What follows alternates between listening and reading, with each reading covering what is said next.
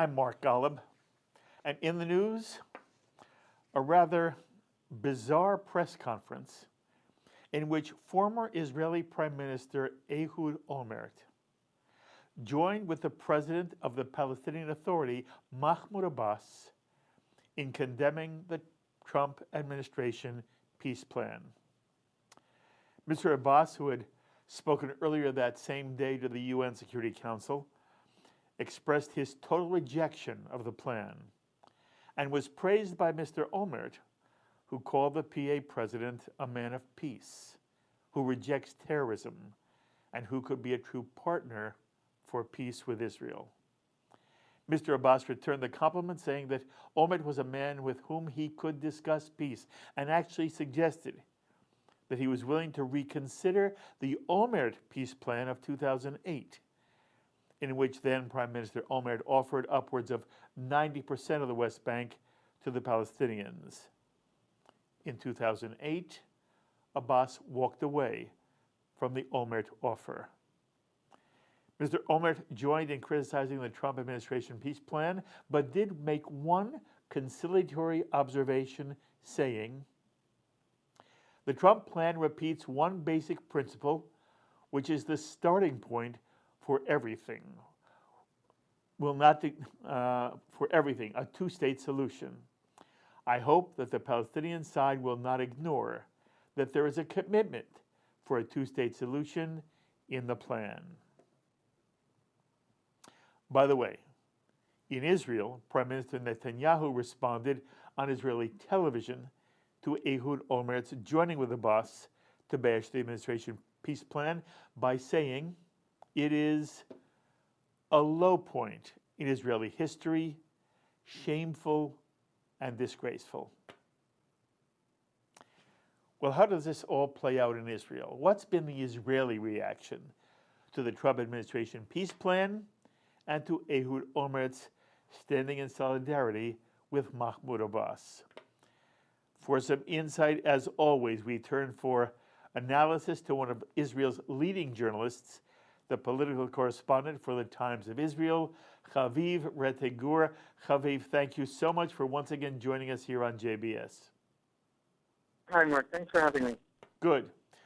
Haviv, let's start with the Trump administration peace plan. There were many aspects of it which seemed positive from Israel's point of view. It affirmed Israel as the united capital of Israel.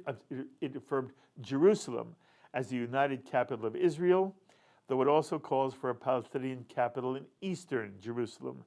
It affirms Israeli sovereignty in the West Bank, including the Jordan Valley on the west side of the Jordan River, which will extend Israel's formal border to the Jordan River.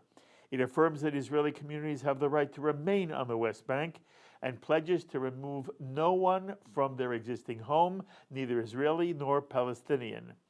And it affirms a two-state solution in which a demilitarized Palestinian state will live in peace alongside the Jewish state of Israel. Haviv, what is the Israeli reaction to the Trump administration peace plan? I think the Israeli reaction falls into three different categories. The large majority of the mainstream in the center of Israeli politics, which includes Prime Minister Benjamin Netanyahu and includes his main challenger in the election, Benny Gantz, support the plan. And they don't just support the plan. The Trump peace plan, essentially, by saying that the Jordan Valley is Israel's defensive border and becomes part of Israel, by saying exactly what you said, that there are eastern neighborhoods of Jerusalem that become a Palestinian capital, but the majority of Jerusalem, and certainly the Holy Basin, the Western Wall, the Temple Mount, and the parts of Jerusalem that are over the Green Line, but nevertheless, 4 or 5 decade-old Jewish neighborhoods already, that becomes the Jewish state's capital in the way America recognizes it as the capital of the Jewish state. All of those different elements are essentially the Israeli negotiating position. Yes. Over the last 25 years of negotiation. So really the Trump peace plan is the Israeli position, and Israeli leaders have said it. Gantz has said it, Netanyahu has said it, and there's a huge amount of support. The Trump peace plan also declares that there will be a Palestinian state. It'll be over 70% of the West Bank rather than 90. It'll be demilitarized rather than slightly militarized under, the Clinton parameters of 25 years ago or whatever. It's less of a state. It's a less powerful state. It's a smaller state, but it is a state with its own, diplomatic policies, with its own economic policies, and so forth. So there are, on the Israeli right, people who say we can't have a Palestinian state.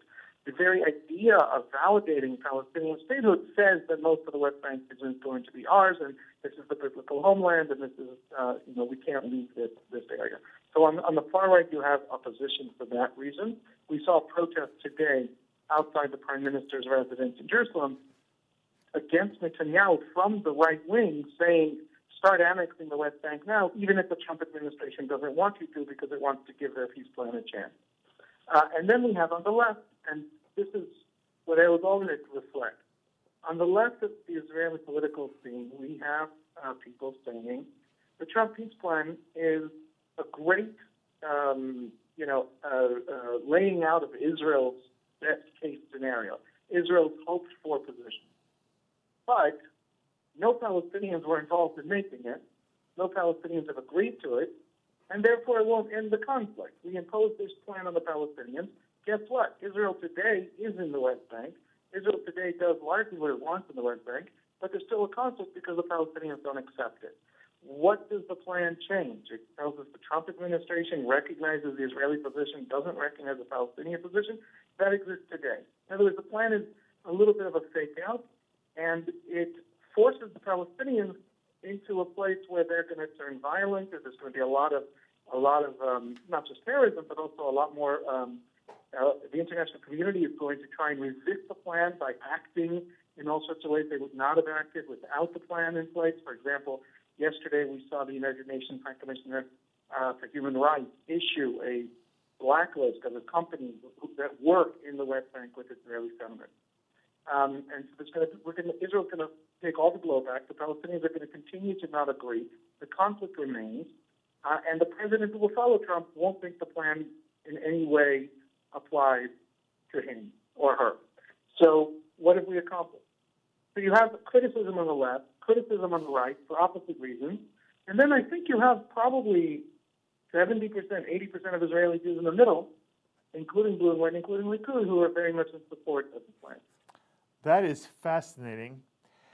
And at one point during the Oslo period, during the early days of Oslo, when there was this great optimism, almost a euphoric optimism, Haviv, that there was going to be some kind of rapprochement and some kind of peace settlement between Israelis and Palestinians.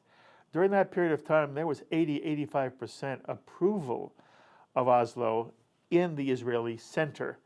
And it's interesting for me to hear you say now that while there obviously is opposition on the left and opposition on the right, that 70 to 80% of Israelis still see themselves sort of in the middle, and if there were a chance for peace, the vast majority of Israelis would be willing to make concessions to see some kind of Palestinian state on the West Bank. And they basically look at some of the things that Trump administration plan says as a validation of the Israeli legitimacy in the region. Am I describing it accurately? Yeah, I think, yes. We're a small country. We have half the population of Holland. When the White House wants to recognize you, most Israelis say, great. And most Israelis also live their lives in Hebrew. They're not aware on a day-to-day basis of the deep sort of chasm in American politics.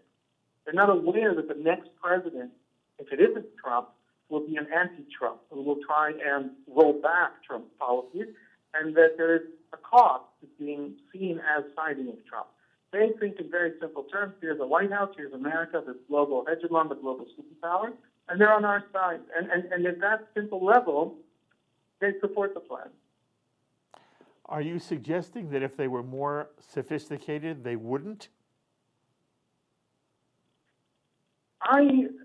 believe that when you talk to Israelis about American politics, and you lay out Trump's position, you lay out the fact that the current Democratic frontrunner is Bernie Sanders, then while they still support the plan, which reflects Israel's position and Israel's desires and needs, they don't trust the plan as much.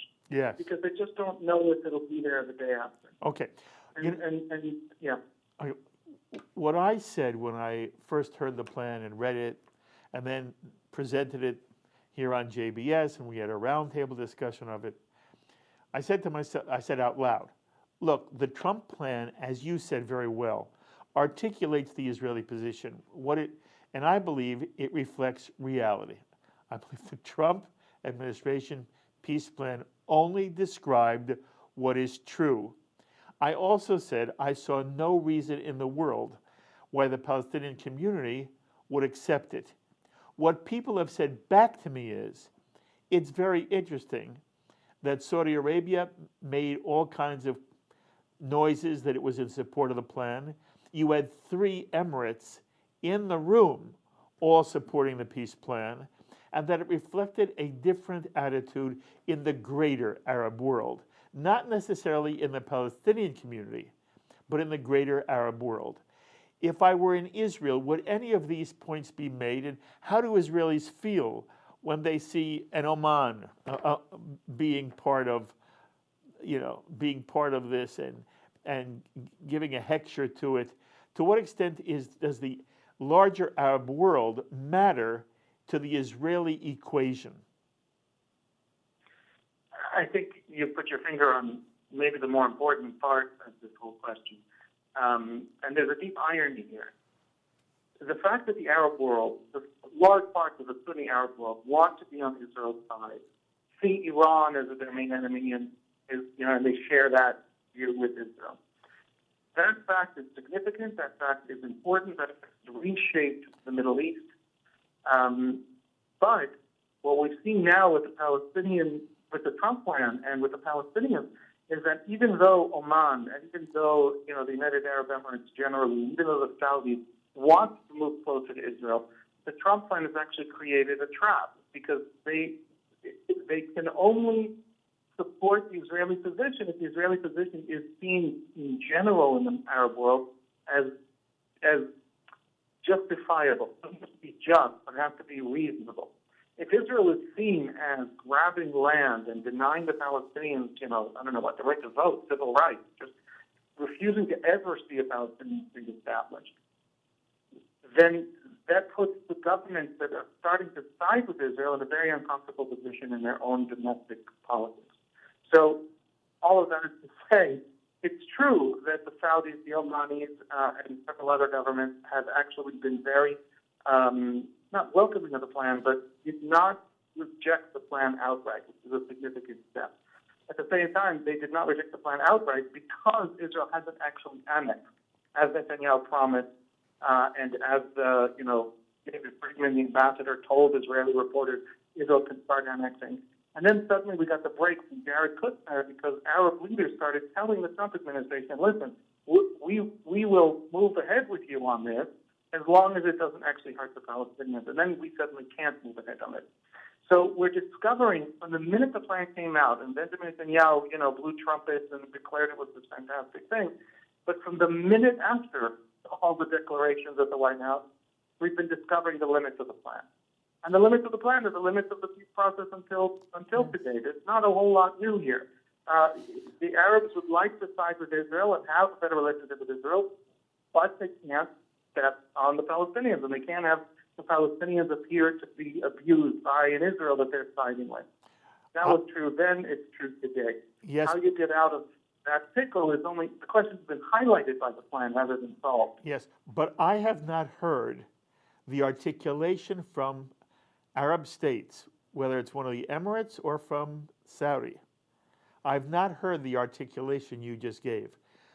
And the Trump plan, if the Palestinians were ever serious about having a two-state solution, and you and I have spoken about this before more than one time, we feel, I'm speaking now, I shouldn't speak for you,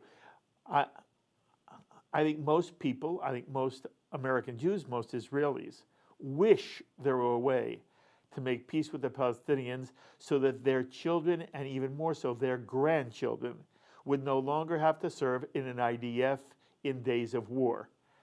My sense is that has been an Israeli longing for generations, that the next generation of grandchildren will not be patrolling the Gaza border and will not be going into the West Bank and will not be worrying about Lebanon, and that even if they serve in the IDF, it will not be in times of war.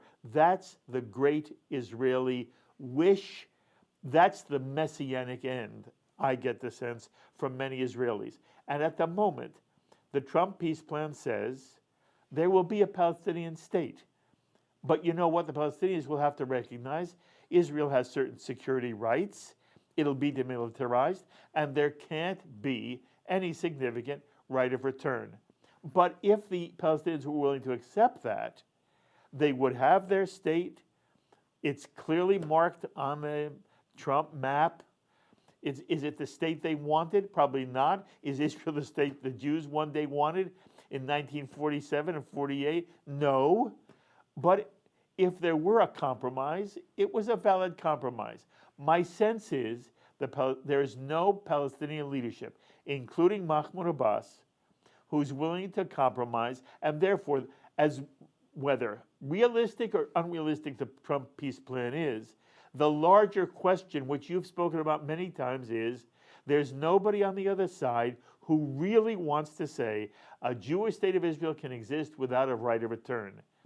And if that's true, all the rest seems to fall away, Haviv. What's your sense?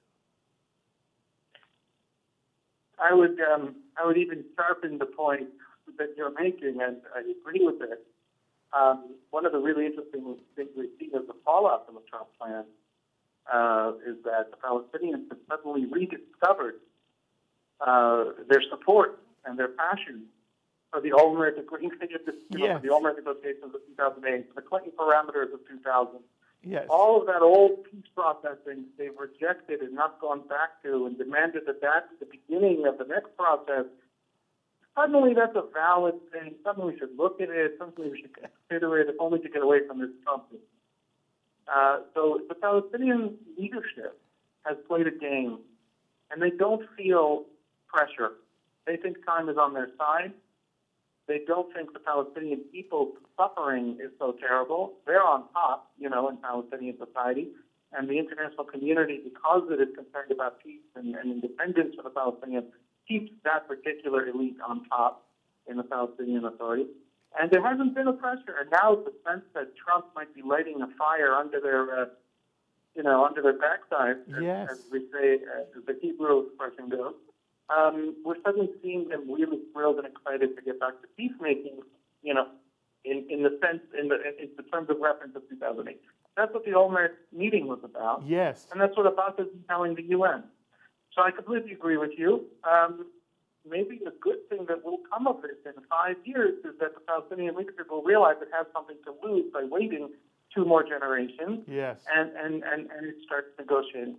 I do have to say, though, the Trump plan, I don't know a Jew in 1948 would have accepted a Jewish state that looked like that. Like what? I'm sorry, like what? Like the Palestinian state that the Trump plan. But I think it's important to approach this with sympathy for the Palestinian position. This is a Palestinian state that cannot decide its fate. Not only is all security handed to the Israelis, literally the Israeli army, in the words of the actual plan, can enter the Palestinian state at will. All of its airspace is controlled by the Israelis. And it's hard to know how you do that and not have, for example, your cell phone networks also controlled by the Israelis. It is surrounded on all sides by the Israelis. I understand the Palestinian who says this is not a state, that it's just renaming the Palestinian Authority. I understand the Palestinian who says that. But as you said, there hasn't been a Palestinian map. There hasn't been a Palestinian negotiating position or a Palestinian response, and there isn't a lot of pressure, and they don't feel a sense of urgency. Hopefully, maybe we can, from this plan, see a new urgency on the Palestinian side, And then we're already having a new discussion, a different discussion. And we'll have the Trump plan to thank for it. I think you say it beautifully. From my perspective, you're absolutely right. I just want to point out that when you looked at the UN partition plan of 1948, the state that was offered to the Jews, the state of Israel, was ludicrous in the way its borders were created. There was no Jerusalem in it at all. And the Jews were willing to say, yes, I agree with you. If I'm a Palestinian, I don't like Trump's plan, irrespective of the fact that I've got a leadership that's not going to like any plan. The problem that has been the problem for the Palestinians is that that's the box the Palestinian people have been put in by a Palestinian leadership that is holding the people hostage. So you're absolutely right. If I'm a Palestinian, there's a lot I don't like about the Palestinian state. At the same time, there was a lot I wouldn't have liked about the state of Israel in 1948, and we took it. And if I'm a Palestinian, I would probably say, you know what? If I can also have peace, and these billions of dollars are going to be poured into building my economy and my life and the life of my children, I would take it and I would work from there. I don't hear that being said. And your other point that's so on target, we saw George Mitchell fail. We saw John Kerry fail. Then we see Trump give what many consider to be an outrageous peace initiative. And lo and behold, the next day, Abbas is saying, let's talk about the Olmert 2008 plan. And that's your point. And that brings me now to ask you the question that I started with at the top of the show. What's been the Israeli reaction to Ehud Olmert joining with Mahmoud Abbas, saying this guy's not a terrorist, he's really a partner for peace, and that in essence, Abbas is willing to go back and take a serious look at the 2008 peace plan. To what extent are Israelis in some way buoyed by what Olmert has done? Or when you hear Netanyahu say this was a shameful act, again, I always ask the same question of you, Haviv. I'm an Israeli cab driver. I'm on the streets of Israel, not simply Jerusalem or Tel Aviv. I'm in Netanya. I'm talking to Jews everywhere. What's your sense of the Israeli reaction to Olmert standing with Abbas? I hate to say it because it's a little anticlimactic, but my sense is that the Israeli cab driver couldn't care less. Ehud Olmert was an unpopular man, but he was elected prime minister. He was elected prime minister in 2006 on the coattails of Ariel Sharon. And he was seen as a failed prime minister. And then he went to jail for corruption, which was the first in Israeli history. And he got out of jail, and this is maybe the most prominent thing he's done since getting out of jail, I think it was 2 years ago. And so he was largely ignored. And the people who responded, or even, for example, you didn't hear any calls of support from Meretz or from other left-wing parties that agree with what he said. But they just didn't feel like it mattered that he said it because he was Ehud Olmert. It's completely discredited in Israeli public life. And the right-wingers who responded are in the middle of an election campaign and found it very convenient to have something to say against the left. And so Netanyahu responded, Israel Katz, the foreign minister, responded. But other than those kind of tactical right-wingers responding to highlight it so that somebody will notice it, my sense is it went over with a shrug in Israel. Ehud Olmert is not considered a figure that whose thoughts and feelings and ideas we all have to follow. I love you, Haviv, and I think that answer is fabulous. And I believe you're reflecting what is the truth inside Israel and very often American Jews, and the way things are portrayed in the American Jewish community has no real sensitivity to how the Israeli is living, confronting issues, and dealing with even the optics of an Ehud Olmert standing with a Mahmoud Abbas, which in my mind is just sort of, again, I said it's bizarre. And, you're right, when Netanyahu goes on television and blasts it, it's a political move.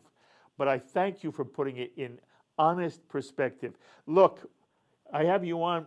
The third round of elections are right around the corner, Haviv, what's the sense? What's going to happen? Is it going to be any different than the first two?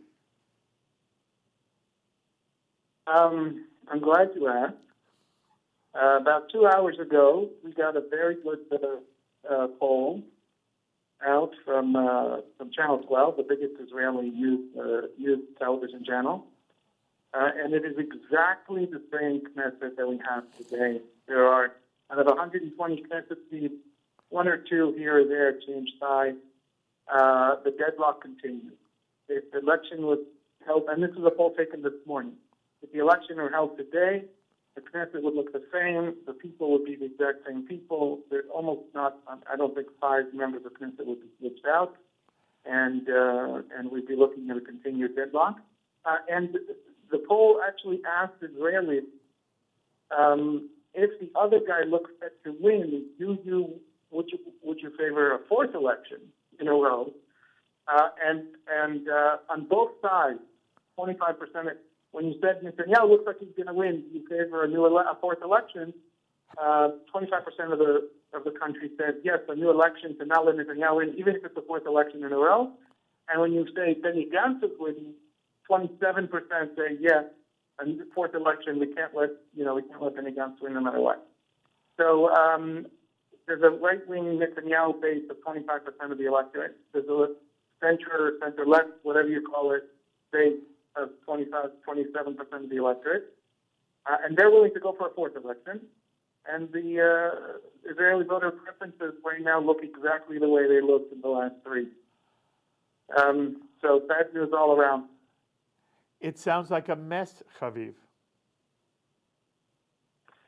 It's a standoff. But listen, one of the things we learned is that Israel can function without a government for over a year. And the army can launch plans, and the economy can be managed, and the Bank of Israel can run a responsible fiscal policy without politicians. So look at the bright side. We're discovering that Israel has a resilient and competent bureaucracy because the politicians haven't been able to function for over a year. Mm-hmm. I hope I cheered you up. You always cheer me up, and you always enlighten all of us. You're just fabulous. Haviv, it is always wonderful to talk to you. You know I continue to chase you. You be well, and as the elections draw near, we'll talk again. Great. Thank you so much. Thanks. Haviv Rettig Gur, political correspondent and analyst for the Times of Israel. And one of the most interesting things he said, I hope you heard it, is that there's, a small group on the right that is extreme. There's a small group on the left that's extreme. The Israeli center is 70 to 80%. And very often, all we hear in America is castigation, depending on what side you're starting on, of the other very tiny percent of the Israeli population. Basically, the Israeli population is a centrist population that would welcome peace if it were ever possible. One day it may be possible. As thanks, my thanks always to our director, Sloan Copeland, to JBS's managing director, Dara Golub, technical manager, Michael Paley, transmission manager, John McDevitt, in the JBS News Department, Tisha Bader, and the producer of In the News, Carol Lilienthal. Until the next time, I'm Mark Golub. Be well, my friends.